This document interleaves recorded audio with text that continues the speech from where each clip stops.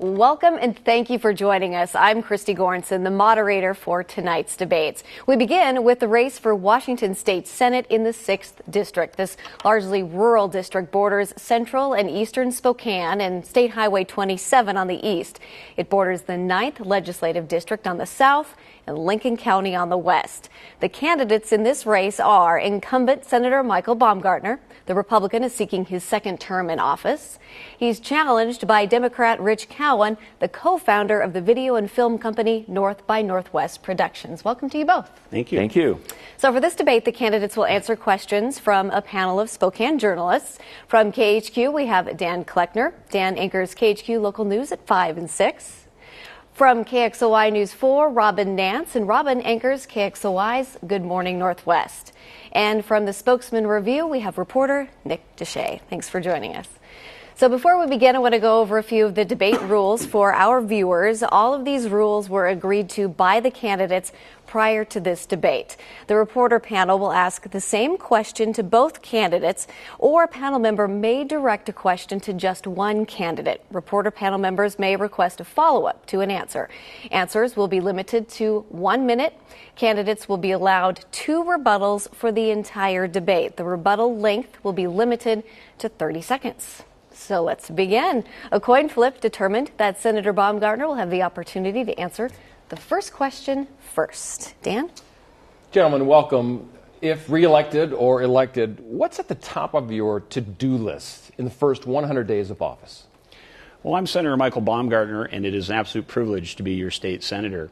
When the folks of Spokane and Cheney sent me to Olympia 4 years ago, they wanted me to get Republicans and Democrats to work together to prioritize education, to create balanced budgets, and to bring a new medical school here to Spokane. And that's exactly what we've done, and that will continue to be our top priority in the state Senate. Education is very important to me. I'm the son of 2 educators. Dad was a university professor down at WSU, and Mom was a kindergarten teacher. You know, I went to WSU and Harvard, later went to the Middle East, and when my country was struggling, I went to Iraq and later Afghanistan. I actually met my wife in Afghanistan. I always joke, if Baumgartner can find the love of his life in Helmand Province, anything is possible. And now we have 3 young children here in Spokane. That means we changed a lot of diapers, but it also means that each and every night when we put our kids down to bed, we get to think about what we want for not just our kids, but every child in Spokane. A great education, the opportunity to pursue a great job, and a safe community. And those are what we continue to working on. All right, Mr. Cowan, you have 1 minute. Well, thank you, and thanks all of you for attending. I've doorbelled about 20,000 homes so far in this district, and the number one thing that seems to always be coming to the top of the list is jobs, job creation. I'm the only candidate that's actually created jobs here in Spokane, signed paychecks. So that's the number one priority, is getting more family wage jobs here in Spokane. And how do we get there? Well, education. We got to make long-term investments in human capital here. We're 47th in class size. And that's at the bottom, 47, third from the bottom. So that's a terrible thing. And we also have to fix our roads. We got to finish our north-south freeway. Again, that brings in more jobs. The interchanges at Medical Lake and Geiger, those are very high priorities for me because it all ties in with jobs. All right, thank you, Mr. Cowan. And Mr. Cowan, you will take this next question first. And Robin, you have the question. Thanks, Christy. You both have mentioned education as a top priority for you. Voters are being asked to vote on a measure that would direct the legislature to allocate funds to reduce class sizes while increasing staffing support for students in all grades, K through 12.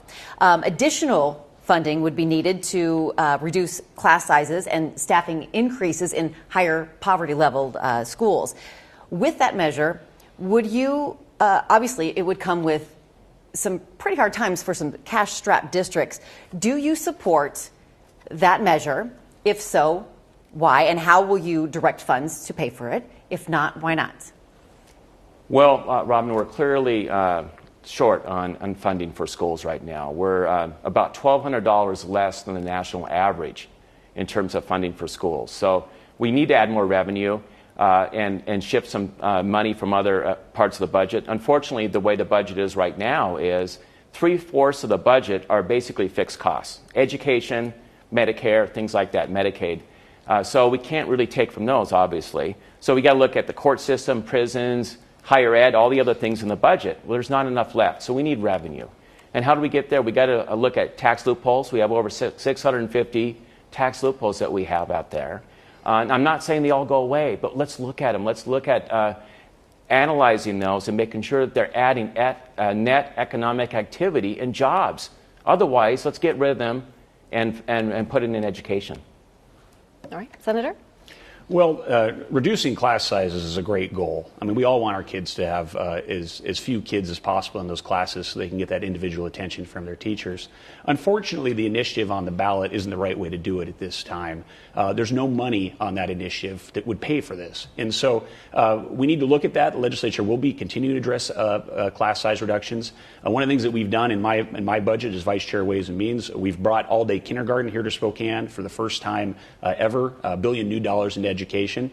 But part of that class size initiative, what it doesn't address is what happens with kids before they get to kindergarten. And I would argue to you that the most important dollar we can spend on education would be for someone in preschool, and these kids from disadvantaged areas like Hilliard, Federal Way, Yakima, that they need our next dollar in education even more than we do in someone in 8th grade. So it's a good goal, not the right way to do it right now.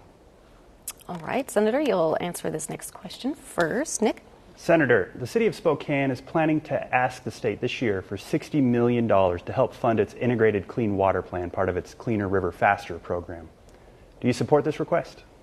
I do. It's a very important request for the state because it affects not just our quality of life here in Spokane, but of course the entire river ecosystem. And I'm very optimistic that we'll be able to secure this funding. I've met with the City Council on multiple occasions on this issue. Actually, I've talked to the mayor fairly recently, and it's going to be one of my top priorities. We have to have a clean river here in the state of, or in Spokane. I've also in the past worked with Senator Andy Billig on some, then Representative Andy Billig, and then Senator Lisa Brown in my first year on some river cleanup measures. Right. Mr. Cowan?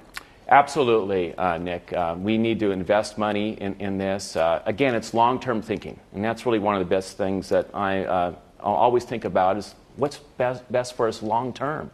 You know, at North by Northwest, we always thought about what's a good long-term investment, what pays off long-term in terms of jobs, and this will pay off in preserving our environment because that does affect jobs in the long term.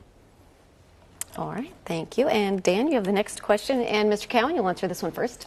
So in driving to the South Hill today from the north side, took me 40 minutes. It should be a 15-minute drive. I'm sick and tired of talking about a north and south freeway that has, yes, they've worked on it, they've put in a little stretch. When are we going to get this thing done? When are we going to get a transportation package through that we're not battling for dollars from the west side and comes directly? We need to see this thing done before I die. Mr. Cowan. Well, that's a good question. In fact, I wrote a song called the North Division Blues about 30 years ago, so I share your pain. In fact, they started planning this thing the year I was born, and I'm 58. So I applaud that. You know, we had a transportation package in the State House. The State Senate didn't even get it on the floor to be voted on. And my opponent is in leadership in the majority.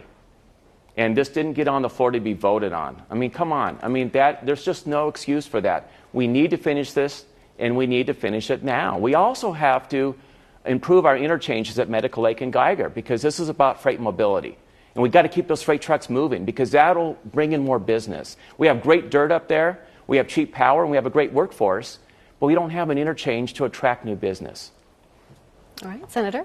Well, it's absolutely vital to get the North-South Freeway finished. You know, I always joke as a kid growing up here in eastern Washington, you know, you hear about the North-South Freeway about the same time, the first time you hear about the Tooth Fairy and unicorns, and you soon begin to think it lives in the same magical land. But it is one of my top priorities. One of the things that's at stake in this election is who's going to control the Senate.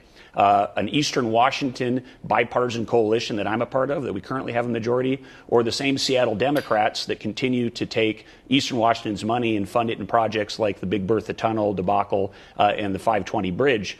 You will not get a North-South Freeway built if Seattle liberals are running the Senate. And the package that my opponent supported was only half a North-South Freeway. It would have been a terrible deal for our city. It would have meant continuing to spend our tax dollars in Seattle. The package that we will eventually pass out of the Senate will be a full North-South Freeway, the full $750 million to connect that. And the return on investment from that project is going to be immense. It's not just about spending more money. It's also about reforming the system as well. So we need to have reforms in that package, one of the things we're working on. If I could, so how do we reach to the other side of the aisle there? I mean, we've got a compromise here. We do. Well, how do we do that? If it hasn't happened yet, how do we do that? So the big debate right now is between how much money is going to be spent on downtown Seattle transit and whether gas funds are going to be used for operational costs of downtown Seattle transit.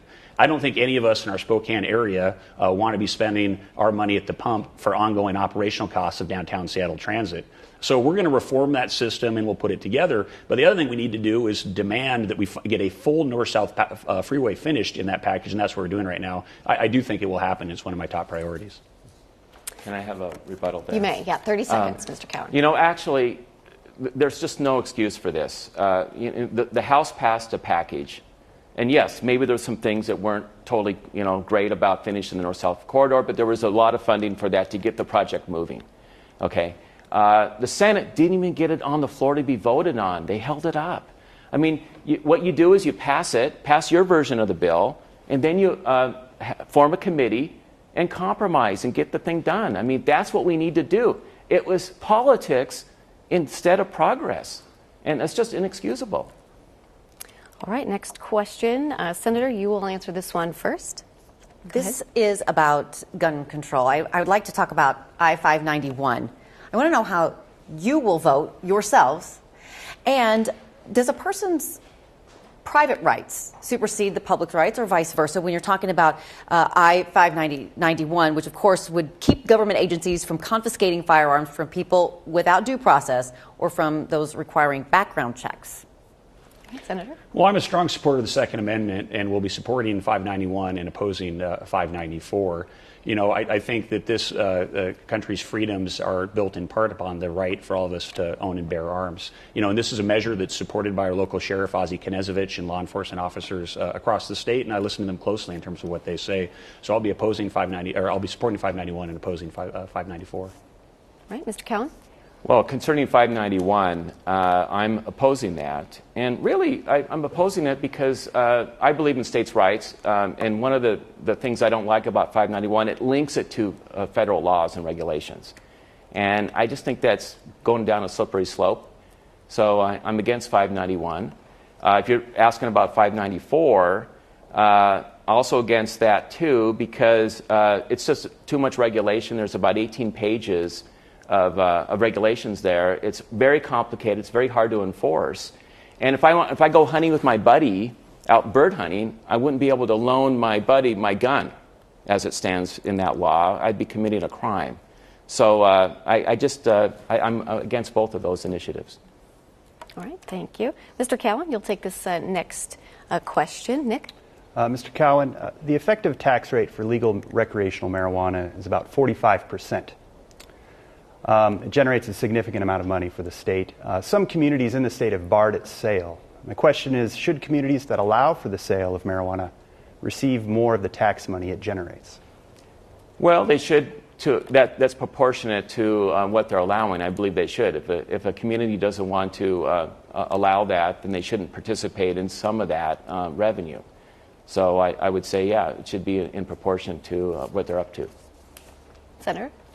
Well, the voters of this state have twice voted to legalize marijuana, once in the late 90s with medical marijuana and most recently with recreational marijuana. There's a lot of issues that we deal with in the state Senate on this, in particular the question you asked, which is what's going to be the effect on local communities. I've sponsored legislation that would add some of that marijuana revenue to local jurisdictions, specifically for law enforcement. I think we have, it'll be interesting to see what happens as the recreational marijuana industry continues to grow. We want to be able to measure what's happening with teenagers and young people using recreational marijuana. And we also want to be prepared if there are additional law enforcement issues with that. And so I've sponsored legislation that would put 2,500 new cops on the street directing some of the marijuana tax revenues through localities to pay for that. A quick follow-up, if I may. Sure. Do you think the effective tax rate of 45% is too high, Mr. Cowan? It seems to me about right.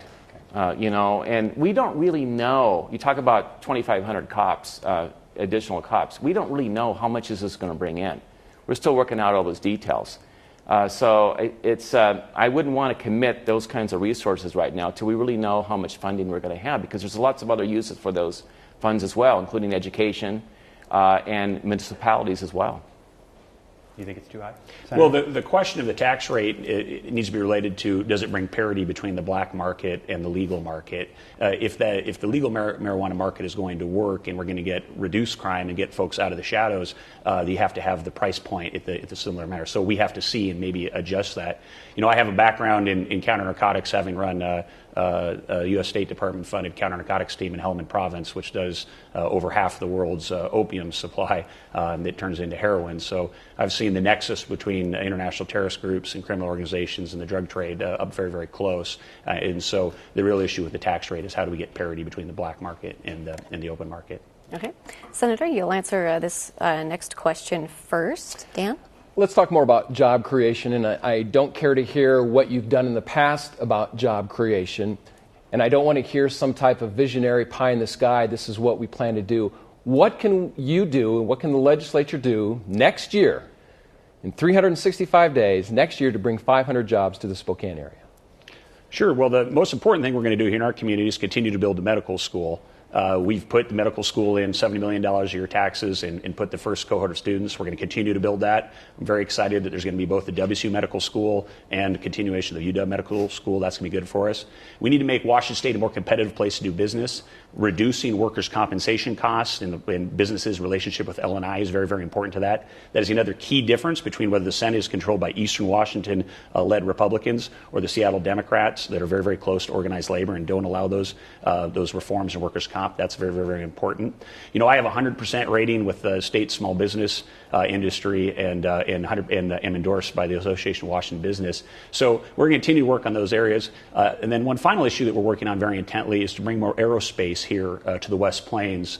So there's some things that we're going to do with the tax incentives and bringing some industries in, because I think we can have more aerospace on the West Plains, and we're currently in discussions for those as well. Okay. Mr. Cowan? Well, I love that question, Dan. 500 jobs. And I hope you're talking about family wage jobs, because that's what really drives the economy. Jobs that pay $40,000, $50,000, $60,000 a year, because those people spend money buying pizza, refrigerators, cars, those kinds of things. But the first thing is, it has to be the number one attitude of our community. We all need to come together and prioritize that. Aerospace is great. I agree with that. The med school, the two medical schools, the consortium of WWAMI and the WSU Medical School headquartered here is also a good thing. But, I tell you, these interchanges at Medical Lake and Geiger, if we made those cloverleaf interchanges, instead of, those were built in the 60s, but if we made those cloverleaf interchanges, we can keep those freight trucks moving all the time. We would get a lot more industry out there. And again, building a strong economy has to do with industry, distribution centers, and things like that. So that's got to be the top priority.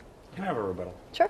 One thing that's interesting about this campaign is that my opponent always touts his job creation and attacks other folks for having loopholes. The great irony, the great hypocrisy, of course, is that Rich Cowan's entire job supply is based on one of the state's biggest tax loophole incentives. It's actually a tax subsidy. So you, the taxpayers, and we, the legislature, can actually take credit for all the jobs that Rich claims to create, because it is based on a tax loophole.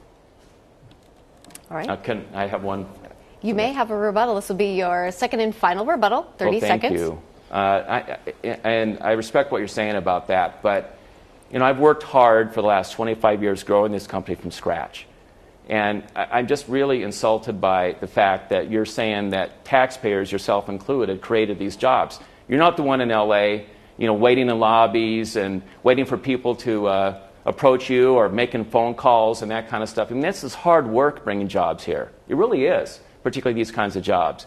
And the thing is, this incentive is it just puts us on a level playing field with 44 other states that do films. That's all it is. Can I rebut that? You may. Yeah, again, the fact of the matter is, Rich Cowan and all the jobs he creates are based on a $7 million per biennium tax loophole, actually a subsidy. We looked at it in the legislature. It barely passed 2 years ago, because there's a lot of doubt about how many jobs it creates in terms of sustainable jobs. Anybody can create jobs if the government gives you $7 million and tells you to go hire people. The question is, does this build a real industry that's going to be sustainable? I think the medical school is something that will have creatable and sustainable jobs moving forward. And so it's just, again, just a strange and great hypocrisy that Rich runs his campaign based on job creation that you, the taxpayers, pay for. Okay, those were both of your second and final rebuttals for this debate. And Mr. Cowan, I believe you're going to answer this next question first. If you are elected, what would you like your legacy to be as the 6th District Senator? Somebody who worked together, both sides of the aisle, that, kind of goes back to, I did a documentary on Tom Foley when I was at KHQ about 30 years ago. And this was a gentleman whose best friends were Alan Simpson and Bob Michael, people on the other side of the aisle. So somebody who brought people together. And that's what Tom did. I mean, if I could be 1/10 of what he did and just bringing people together for a common purpose, that'd be awesome. I did a movie a few years ago called The Basket. And the theme of that movie was Together We Shall Fly. And I just love that theme of working together and accomplishing jobs, education, transportation, getting the med school going, and doing this as a community, not just partisan bickering. Senator? Well, I'm very proud of what we've done for higher education, and I hope we're going to continue to build on that. The challenge in the legislature is everybody pays lip service to higher education, caring about college kids. Yet, as the Seattle Liberals have been running our state for the last 10 years, they've grown government in all areas by cutting higher education and shifting costs onto college students and their families. Now college debt is through the roof. When we took the majority as Vice Chair Ways and Means, I said that's going to stop. And I said there will be no tuition increase. And we had a big debate versus the Seattle Democrats on that issue, but in the end we prevailed. So for the first time in 30 years, college students have not had a tuition increase for the last 2 years. I'm very proud of that, and we're going to continue to do more. It is unacceptable for the average college student to be graduating from school with over $25,000 in debt. When I went through WSU, it was $3,000 a year, and I could work my way through school without graduating with debt. So I'm going to continue to be a strong advocate for higher education. I hope that's one of my legacies of being your state senator. All right, Senator, you'll answer this next question first. Senator and Mr. Cowan, this is a simple yes or no question. That said, I wish you would elaborate after your yes or your no. Would you raise taxes to balance the budget? No. And the fact of the matter in this state is we just passed the biggest budget in state history with the highest amount of education spending in state history, and we currently have a 9% increase in revenue coming into the state. That means that you could solve the budget crisis in this state in 15 minutes by doing an across-the-board 8% increase to every state agency and still have a little bit of money left over. The state also is engaged in many things it doesn't need to be doing. I've contracted state agencies, I've consolidated them, and one of my role models is the former governor of Indiana, Mitch Daniels, who used to put a nickel on the rear right tire in every car in the state car fleet, and if it was still there 2 weeks later, he'd sell the car off. We still have a lot of non-essential services that this state could shrink down and not be engaged in. 4 years ago when I ran, I used to campaign on the fact we didn't need a state printer, and everybody kind of got it because maybe Kinko's could do that. Well, there is no more state printer because it was my bill that actually eliminated. But there's a lot more that we can do on that area. So we don't need to increase taxes. What we need to do is reduce reckless spending and concentrate on those important essential services like the social safety net that the state really does need. All right, Mr. Cowan?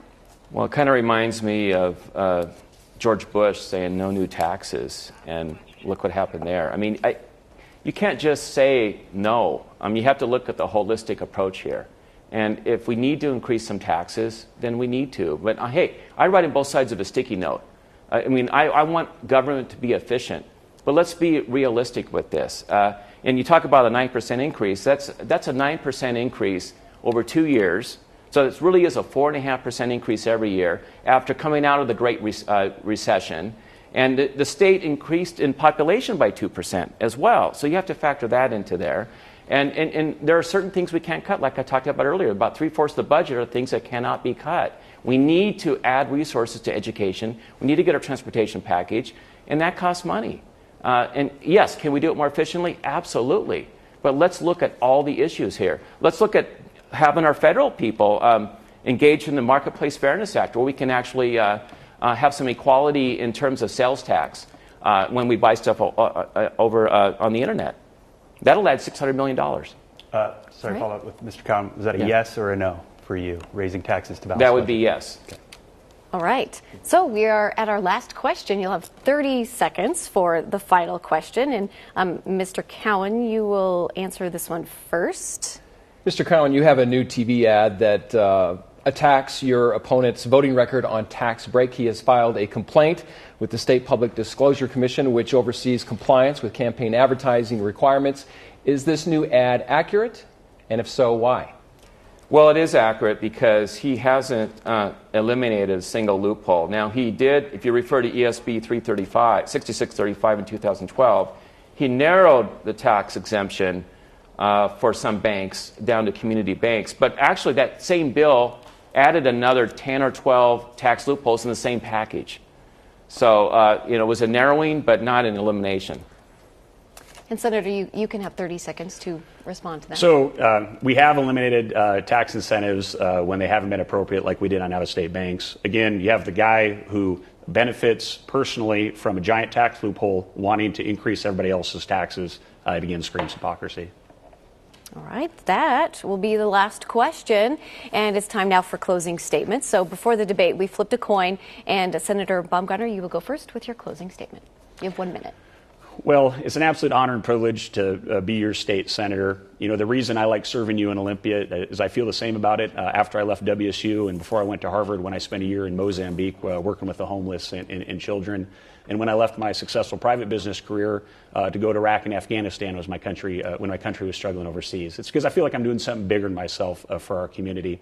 My wife Eleanor and I, we love Spokane, we love this area, and every night when we put our kids to bed, we think about what kind of future do they want, and they're the greatest motivation that I can have to work hard as your state senator. Very proud of bringing a medical school here to Spokane. We're going to do more. Very proud of bringing all-day kindergarten to Spokane. We're going to do more. Very proud that the budget that I wrote as Vice Chair of Ways and Means was the most bipartisan budget in state history. We're going to continue to work on those issues. It is an honor and a privilege to be your state senator. I am Michael Baumgartner, and I hope I get your vote. All right. Thank you, Senator Baumgartner. Mr. Cowan. Well, thanks, Christy, and thanks to the panel, and thank you, KSPS, and my opponent. I started North by Northwest 25 years ago because I wanted to grow a company and bring jobs to the city of my home and where my children live and where I was born as well. And now we're making Spokane's first television series, Z Nation, bringing millions of dollars into our economy, hundreds of family wage jobs, and 1,300 zombie extras. I want to take that spirit and persistence to serve you and help achieve greater results than what we are getting now. And how do we get there? Education. It's going to require long-term, thoughtful approaches to invest in human capital in a world-class WSU medical school headquartered right here in Spokane. And transportation. Our north-south corridor, improving our interchanges, freight mobility. I'm tired of the excuses. Let's get it going. And I'd be honored to have your vote. All right. Thank you so much. That will do it for this debate. Our thanks to the candidates, Senator Michael Baumgartner and Rich Cowan, who are running for state senate in the 6th Legislative District. Up next, the candidates running for Spokane County Commissioner in District 3. We'll be right back.